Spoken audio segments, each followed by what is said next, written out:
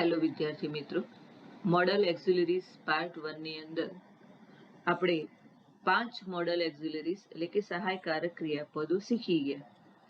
Can, may, might, will, shall અને would કે જેનો ઉપયોગ વાક્યમાં રહેલા વિવિધ મનોભાવો વ્યક્ત કરવા માટે કેવી રીતે થાય એની વાત આપણે કરી કે કોઈ કાર્ય કરવાની ક્ષમતા હોય અથવા તો પરવાનગી માંગવાની હોય અથવા તો કોઈ ક્રિયા થવાની શક્યતા હોય એ દર્શાવવા માટે આપણે આ બધા મોડલ એક્ઝિલરીઝનો ઉપયોગ કરીએ છીએ. તો આગળના મોડલ એક્ઝિલરીઝનો આપણે અભ્યાસ કરીએ. તો વાક્યમાં રહેલા વિવિધ મનોભાવ વ્યક્ત કરવા મોડલ એક્ઝિલરીઝનો ઉપયોગ ક્યાં થાય? તો વાક્યમાં રહેલા વિવિધ મનોભાવોને વ્યક્ત કરવા માટે થતો હોય છે. તો આજે આપણે આગળ છઠ્ઠું આપણું મોડલ એક્ઝિલરીઝ કુળની વાત કરીએ. કુળનો મતલબ થાય શકતો હતો. કુળ એ કેનનું ભૂતકાળ છે, એટલે કે કેનનું ભૂતકાળ એ કુળ થાય છે. એટલે કે ભૂતકાળમાં કોઈ કેનનો મતલબ આપણે શીખી ગયા કે કોઈ કાર્ય કરવાની ક્ષમતા એબિલિટી હોય અથવા તો પરવાનગી માંગવા માટે આપણે કેનનો ઉપયોગ કરતા હતા. એ જ વસ્તુ કોઈ કાર્ય કરવાની શક્તિ જ્યારે ભૂતકાળમાં આપણી પાસે હતી એ જ્યારે એવું દર્શાવવું હોય ત્યારે આપણે કેનના બદલે કુળનો ઉપયોગ કરીએ છીએ. તો એમાં આપણે પહેલું એનો વિભાગ જોઈએ. એબિલિટી એટલે કે ક્ષમતા દર્શાવવા માટે કુળનો ઉપયોગ કેવી રીતે થાય? તો when I was young I could climb the tree, એટલે કે જ્યારે હું યુવાન હતો ત્યારે હું ઝાડ ઉપર ચડી શકતો હતો. તો એ ભૂતકાળની વાત થઈ. Raunak could play cricket well in his school days. Raunak એના શાળાકીય દિવસોની અંદર ક્રિકેટ સારું રમી શકતો હતો. પેલામાં કેનનો ઉપયોગ કરીએ તો I can climb the tree, હું વૃક્ષ ઉપર ચડી શકું છું એમ થાય. જ્યારે અહીંયા થશે when I was young I could climb the tree, હું ઝાડ ઉપર ચડી શકતો હતો. તો આ ફેર કેન અને કુડની અંદર છે. She could walk very fast when she was young, તે જ્યારે યુવાન હતી ત્યારે ઝડપથી ચાલી શકતી હતી. તો એબિલિટી એટલે કે ક્ષમતા દર્શાવવા માટે આપણે કુડનો ઉપયોગ કરીએ છીએ. એ જ રીતે રિક્વેસ્ટ વિનંતી દર્શાવવા માટે કૃપા કરીને એવું જ્યારે દર્શાવવું હોય ત્યારે આપણે કુડનો ઉપયોગ કરીએ છીએ. પણ એ પણ કેનની જેમ પ્રશ્નાર્થ વાક્યની અંદર વપરાય છે અને તેની સાથે બીજો પુરુષનું સર્વનામ એટલે કે યુ વાપરવામાં આવે છે.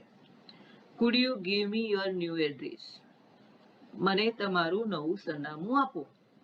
Could you look after the baby please, શું તમે આ બાળકનું ધ્યાન રાખશો? Could you leave this bag please, મહેરબાની કરીને તમે આ બેગને ઊંચકશો. તો કૃપા કરીને અથવા તો મહેરબાની કરીને એવું દર્શાવવા માટે વિનંતી દર્શાવવા માટે આપણે કુડનો ઉપયોગ કરીએ છીએ.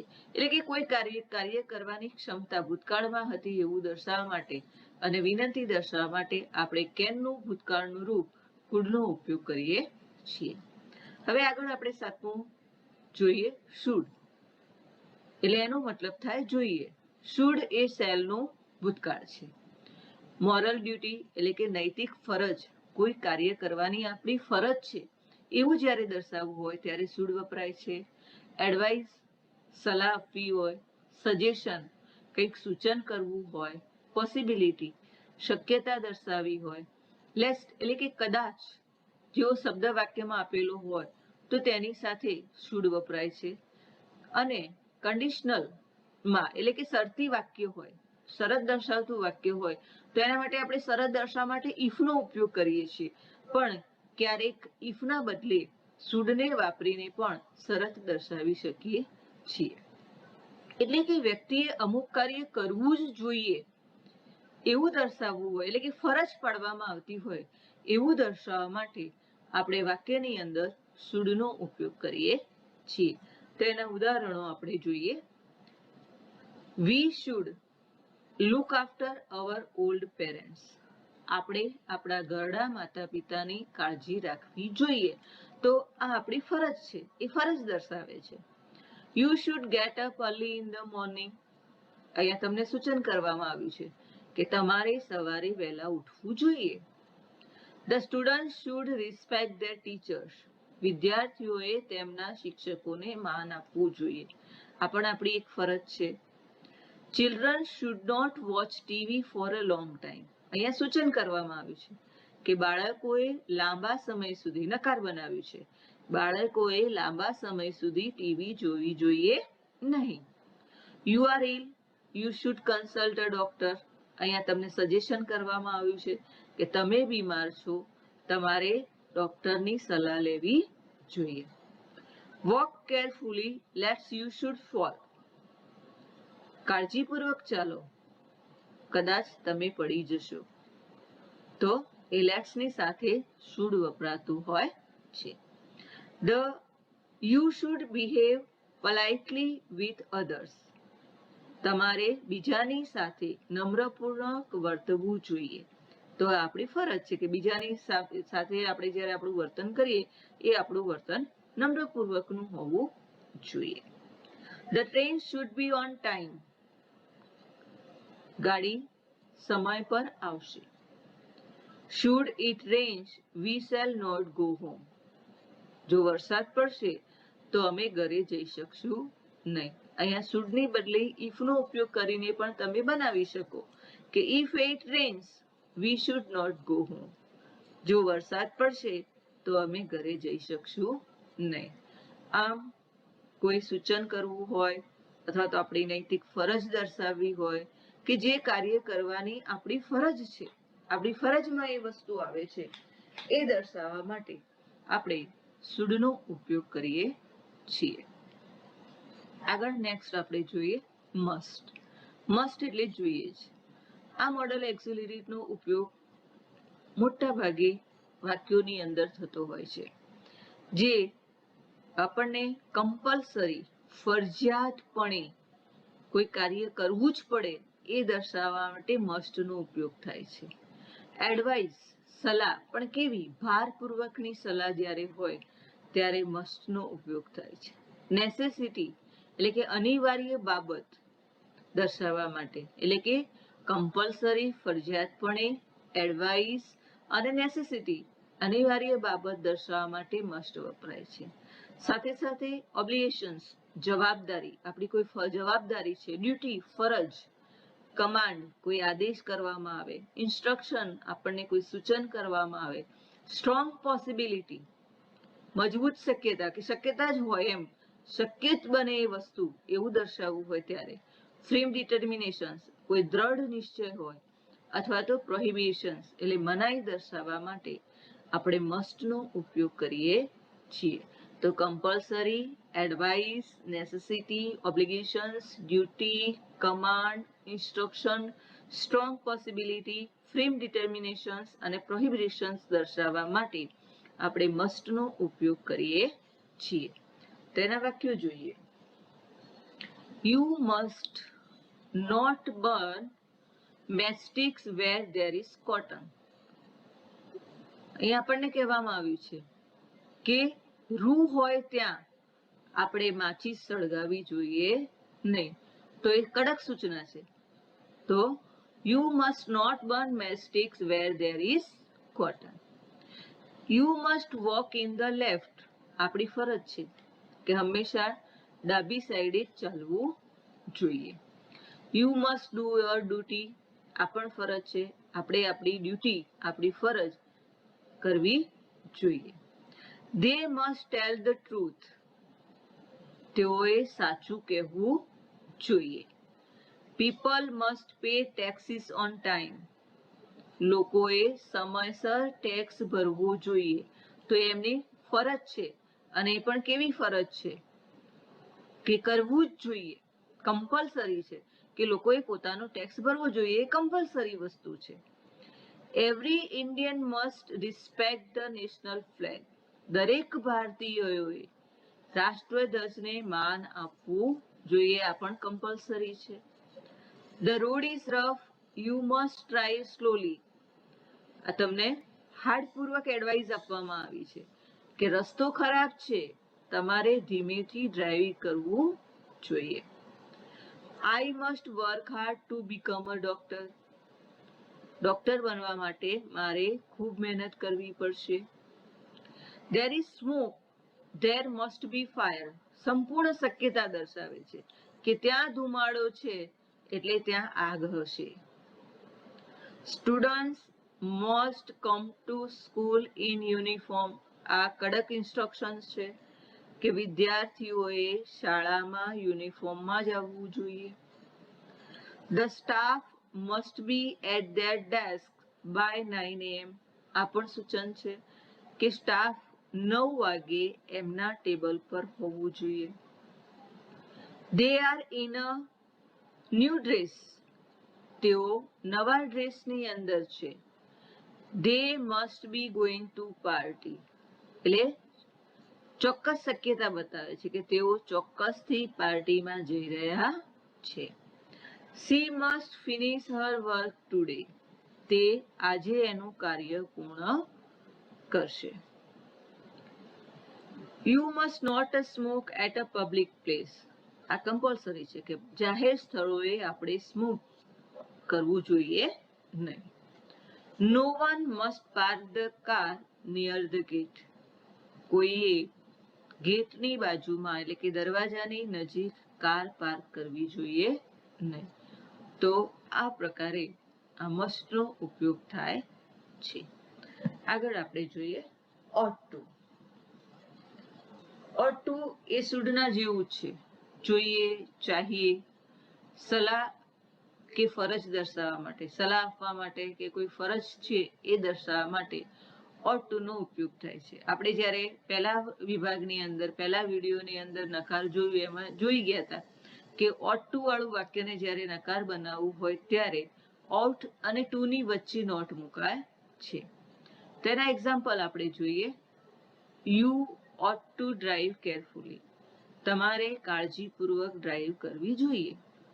He is sick, he ought to take a medicine તે બીમાર છે તો તેને દવા લેવી જોઈએ એ સલાહ આપવામાં આવે છે. પેલામાં ફરજ છે. You are in a standard 10th તમે 10મા ધોરણમાં છો. You ought not to waste your time તમારે તમારો ટાઈમ બગાડવો જોઈએ નહીં. You ought to have invited them તમે તેઓને આમંત્રિત કરશો અથવા તો તમારે તેઓને આમંત્રિત કરવા જોઈએ. You ought not to cut tree તમે તમારી વૃક્ષો કાપવા જોઈએ નહીં. You ought to serve your old parents જો આપણે શુડમાં જોયું હતું તો ought to ની જગ્યાએ તમે શુડનો ઉપયોગ પણ કરી શકો કે આપણે આપણા ઘરડા મા બાપની સેવા કરવી જોઈએ. તો સલાહ કે ફરજ દર્શાવવા માટે આપણે ought to નો ઉપયોગ કરીએ છીએ. 10મું જોઈએ have to. have to એટલે કાર્ય કરવું જ પડે એવું દર્શાવવા માટે have to નો ઉપયોગ થાય છે.